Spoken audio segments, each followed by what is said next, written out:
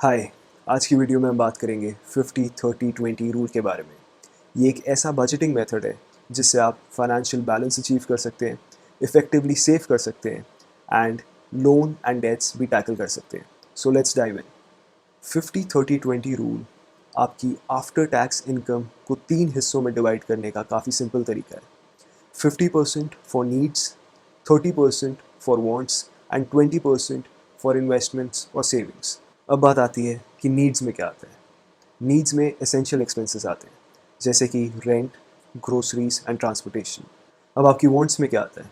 Wants में आते हैं नॉन एसेंशियल एक्सपेंसेस जैसे कि इंटरटेनमेंट, हॉबीज़, डाइनिंग आउट। जो लास्ट पार्ट है सेविंग्स या फिर इन्वेस्टमेंट का, उसमें आ सकते हैं आपके इमरजेंसी फंड्स, आपकी इक्विटी इन्वेस्टमेंट्स, या फिर आप उस पोर्शन से अपना डेट रीपे कर सकते हो। ये जो रूल है ये ऐसे डिज़ाइन करा गया है कि जो आपकी स्पेंडिंग है वो आपके current expenses as well as future goals के साथ अलाइन करें। अब बात आती है इस रूल को इम्प्लीमेंट कैसे करा जाए। पहला स्टेप है आपको अपनी आफ्टर टैक्स इनकम कैलकुलेट करनी है। फॉर एग्जाम्पल हम समझते हैं आपकी आफ्टर टैक्स इनकम 50,000 रुपीज़ है, तो 50,000 का 50% जो कि 25,000 होता है वो जाएगा आपकी नीड्स की तरफ। दूसरा पोर्शन 50,000 का 30% जो कि 15,000 होता है वो जाएगा आपकी वांट्स की तरफ। तीसरा पोर्शन 20% 50,000 का जो कि 10,000 होता है वो जाएगा आपकी सेविंग्स या फिर डेट रीपेमेंट की तरफ। Now you need to categorise your expenses. Needs, wants और सेविंग्स में आपको एसेंशियल एक्सपेंसेस नीड्स में डालने, नॉन एसेंशियल एक्सपेंसेस वांट्स में डालने, और जो आपकी सेविंग्स हैं, इन्वेस्टमेंट्स हो सकती हैं, इमरजेंसी फंड हो सकता है आपका, वो आपकी सेविंग वाली कैटेगरी में आएगा।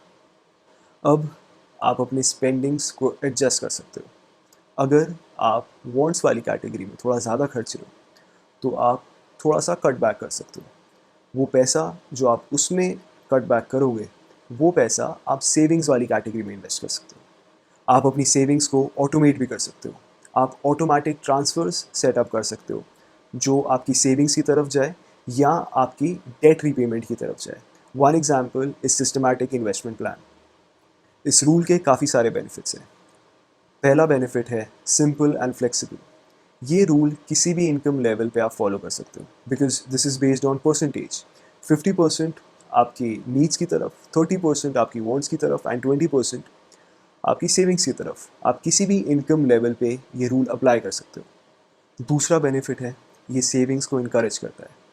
आप इमरजेंसीज के लिए अपने लिए एक सेफ्टी नेट बिल्ड कर रहे हो and you are also saving for future goals. तीसरा बेनिफिट है बैलेंस्ड लाइफस्टाइल। आप आज में भी जी रहे हो और आप कल के लिए सेव भी कर रहे हो बिकॉज आपके वांट्स भी कवर्ड है इसमें एंड आपकी सेविंग्स भी कवर्ड है इसमें। Fourth benefit is date reduction. आप 20% हर महीने सेव करके या तो वो पैसा इन्वेस्टमेंट्स में डाल सकते हो या तो वो पैसा आप अपने डेट्स को रिड्यूस करने में लगा सकते हो। अब बात करते हैं इस रूल के कुछ चैलेंजेस के बारे में। अगर आपके एक्सपेंसेस 50% को एक्सीड करें तो आपको अपनी वांट्स और सेविंग्स को उस हिसाब से एडजस्ट करना पड़ेगा। फॉर एग्ज़ाम्पल अगर आपके एसेंशियल एक्सपेंसेस 70% है तो आपको अपनी वांट्स और सेविंग्स को कम करना पड़ेगा। फॉर एग्ज़ाम्पल आप अपनी वांट्स को 20% रख सकते हैं एंड अपनी सेविंग्स को 10% रख सकते हैं। And of course discipline is the की।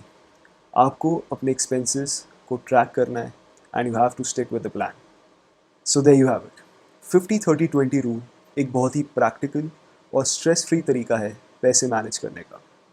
You can start today and आप इसे अपने नीड्स के हिसाब से ट्वीक कर सकते हो। You can always reach out to me if you want personalised guidance and if you want to start your investment journey. We are using NSE NMF2 platform for mutual fund investments. Thank you. See you in the next video.